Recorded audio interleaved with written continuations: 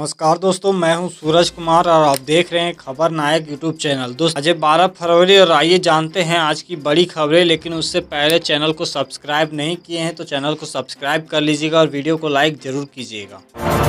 दोस्तों सबसे बड़ी खबर है, राष्ट्रगान जनगण मन की तरह और राष्ट्रगीत वंदे मातरम को भी सरकारी कार्यक्रमों में बजाए जाने और गाने को अनिवार्य कर दिया गया है। केंद्रीय गृह मंत्रालय की ओर से जारी आदेश में ये भी कहा गया है कि अगर राष्ट्रगीत वंदे मातरम और राष्ट्रगान जनगण मन को एक साथ गाया या बजाया जाता है तो सबसे पहले वंदे मातरम बजाया जाएगा। यही नहीं, इसके साथ गायन और वदान के दौरान श्रोताओं को सावधान मुद्रा में भी खड़ा होना होगा। केंद्रीय गृह मंत्रालय ने अपने निर्देश में कहा है कि वंदे मातरम का 6 अंतरों वाला 3.10 मिनट की अवधि का संस्करण कई आधिकारिक अवसरों पर बजाया या गाया जाएगा। इनमें से तिरंगा फहराने के दौरान, सरकारी कार्यक्रमों में और राष्ट्रपति के आने पर उनके भाषण और देश के नाम संबोधन से पहले और बाद, साथ ही राज्यपालों के आगमन और उनके भाषणों के पहले और बाद में शामिल है।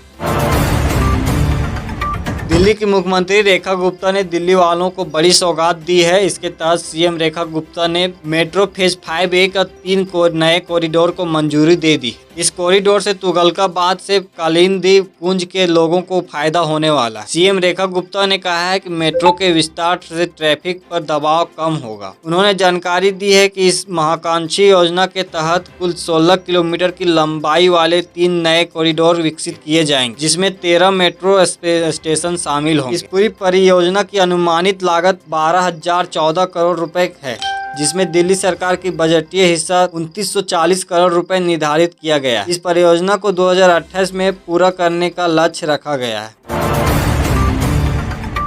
युवाओं के लिए रोजगार के नए अवसर के बारे में बताते हुए वित्त मंत्री 5 रीजनल मेडिकल हब बनेंगे जो मेडिकल टूरिज्म को बढ़ावा देंगे। सिर्फ इसी योजना से 1 लाख रोजगार के अवसर बनेंगे और अगले 5 साल में 5 बड़े टेक्सटाइल टू लेदर पार्क बनेंगे, जिसमें बड़ी संख्या में रोजगार के नए मौके बनेंगे। वृद्धजनों के देखभाल के लिए बड़ा केयर इकोसिस्टम तैयार कर रहे हैं, जिसमें 1.5 लाख केयर गिवर इसी वर्ष प्रतिष्ठित किए जाएंगे।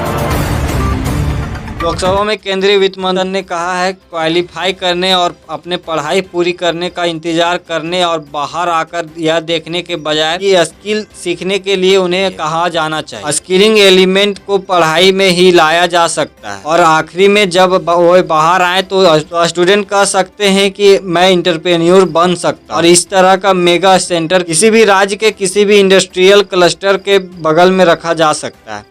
इसीलिए एजुकेशन हब के तौर पर ये मेगा एंटरप्रेन्योरशिप बिल्डिंग सेंटर किसी भी राज्य से आ सकते हैं। हम राज्यों के साथ काम करने को तैयार ताकि इस बड़े हायर एजुकेशन सेंटर को सहारा दिया जा सके और इसीलिए स्टूडेंट्स वहां जाकर एंटरप्रेन्योर बनकर बाहर आ सके।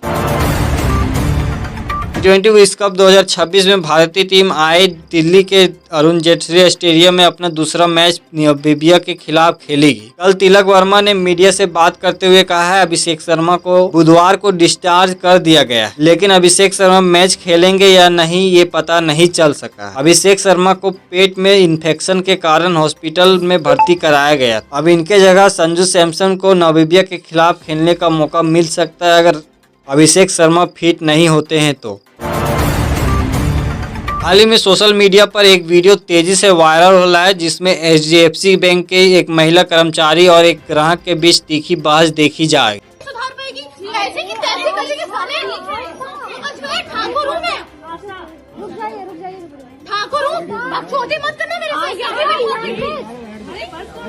इस वीडियो में कर्मचारी को गुस्से से चिल्लाते हुए अपशब्दों का इस्तेमाल करते हुए और कथित तौर पर जाति आधारित टिप्पणी करते हुए दिखाया गया। हालांकि अब महिला कर्मचारी ने अपना पक्ष रखते हुए एक सफाई वीडियो जारी किया है, जिसमें उन्होंने वायरल क्लिप को 6 जनवरी की घटना बताते हुए इस वीडियो को अधूरा और एक तरफा बताया। उनके अनुसार वीडियो में केवल बहस का आखिरी हिस्सा दिखाया गया है, जबकि घटना की शुरुआत सामने की ओर से की गई बदतमीजी और धमकी से हुई। कर्मचारी ने दावा किया कि वीडियो में जिस शख्स के साथ बहस हो रही है वो ग्राहक नहीं, वो बैंक की ही एक महिला कर्मी के पति थे जिनके साथ बहस हुई थी।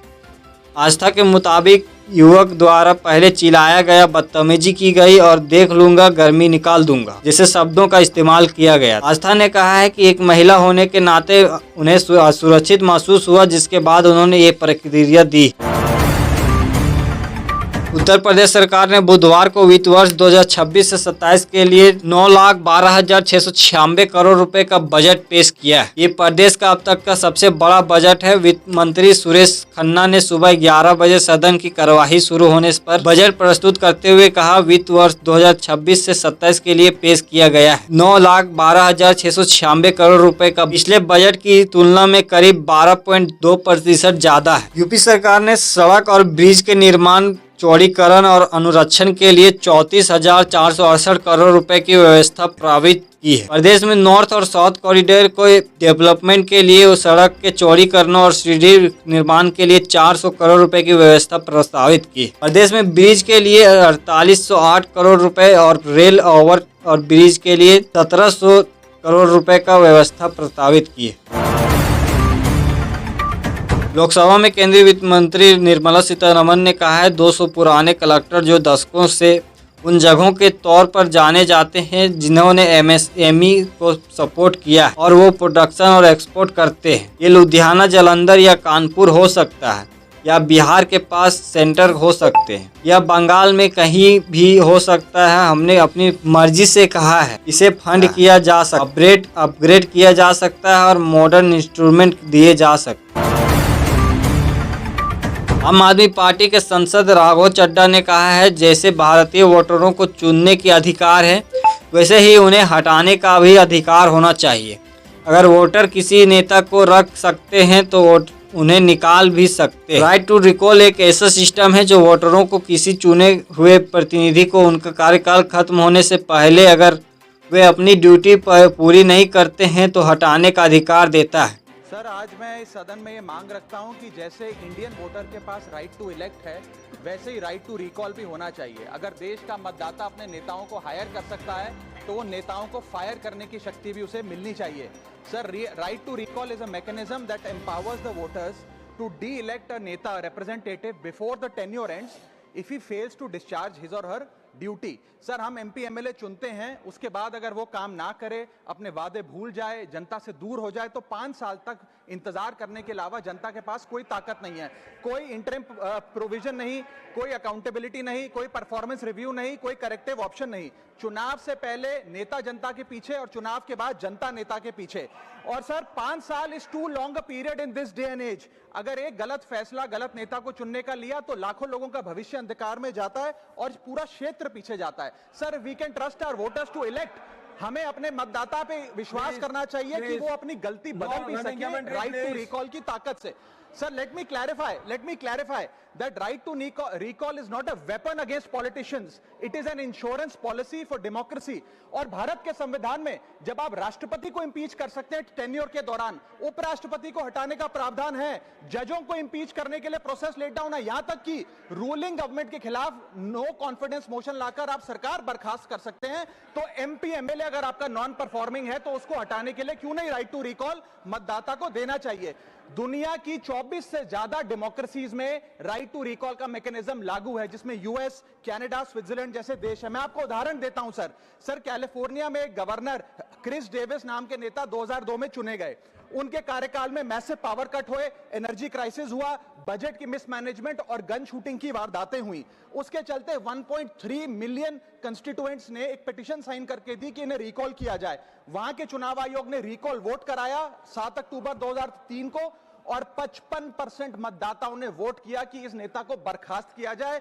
ग्रे डेविस को हटाया गया और आर्नल्ड श्वार्ज़नेगर को वहां पे गवर्नर बनाया गया। सर, मैं बता दूं कि हिंदुस्तान में भी इसका प्रेसिडेंट है। कर्नाटक, मध्य प्रदेश, महाराष्ट्र और राजस्थान में रिकॉल मैकेनिज्म ग्राम पंचायत के स्तर पे लागू है और ग्राम सभा के लोग मतदाता वोट करके उन्हें वापस बुला सकते हैं। सर, लेकिन इसका मिसयूज ना हो इसलिए हमें सेफगार्ड्स भी बनाने पड़ेंगे। एक थ्रेशोल्ड रखना चाहिए कि 35 से 40% मतदाता अगर साइन कर दे तभी राइट टू रिकॉल वोट करवाया जाए। नेता को 18 महीने के लिए परफॉर्मेंस पीरियड देना चाहिए, कूलिंग ऑफ पीरियड, जिसमें उसे ना हटाया जाए। स्पेसिफिक ग्राउंड्स फॉर रिमूवल होने चाहिए ताकि फ्रिवलेस ग्राउंड्स ना हो और रिकॉल कम से कम 50% वोटों के बाद हो। ऐसा होगा तो पार्टियां भी ऐसे लोगों को टिकटें देंगी जो परफॉर्मर्स हो, ना कि नॉन परफॉर्मिंग एसेट, और भारत की डेमोक्रेसी मैच्योर होगी, सिटीजन एम्पावरमेंट बढ़ेगा and recall will give the voter the power to fix that right now. Sir, R Girirajan ji.